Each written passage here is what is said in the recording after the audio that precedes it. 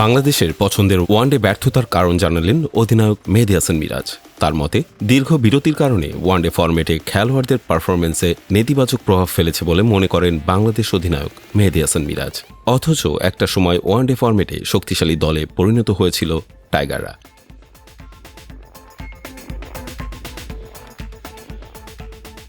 কিন্তু গেল বছর মাত্র 3টি ওয়ানডে সিরিজের পাশাপাশি চ্যাম্পিয়ন্স ট্রফিতে অংশ নেয় বাংলাদেশ। এই সময় টি-20 বিশ্বকাপের প্রস্তুতির জন্য দলের প্রাথমিক মনোযোগ সংক্ষিপ্ত ভার্সনের ক্রিকেটের দিকেই ছিল।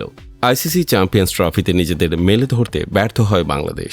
শ্রীলঙ্কার কাছে 2-1 ব্যবধানে এবং আফগানিস্তানের কাছে 3-0 ব্যবধানে সিরিজ হারে টাইগাররা।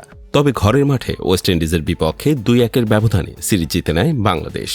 গত বছরের অক্টোবরে সর্বশেষ ওয়ানডে ফরম্যাটে খেলেছে টাইগাররা। প্রায় দীর্ঘ 5 মাস পর চলতি মাসের দ্বিতীয় সপ্তাহে পাকিস্তানের বিপক্ষে 3 ম্যাচের সিরিজ দিয়ে আবারও ওয়ানডে ক্রিকেটে ফিরতে যাচ্ছে টাইগাররা।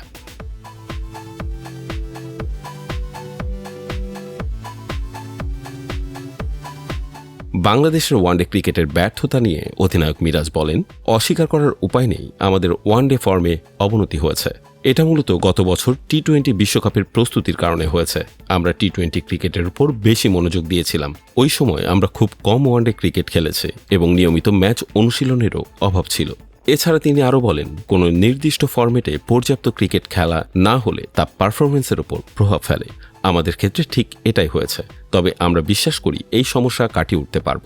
আগামী 2027 সালে ওয়ানডে বিশ্বকাপে সরাসরি খেলার যোগ্যতা অর্জনের জন্য বাংলাদেশের জন্য আসন্ন প্রতিটি সিরিজই গুরুত্বপূর্ণ। আসন্ন পাকিস্তান সিরিজকে সামনে রেখে দল ভালো প্রস্তুতি নিয়েছে বলে জানান মিরাজ। পাকিস্তান সিরিজের প্রস্তুতি নিয়ে তিনি বলেন, পাকিস্তান সিরিজের প্রস্তুতি নিয়ে আমরা বিসিএল ওয়ানডে প্রতিযোগিতা খেলেছি।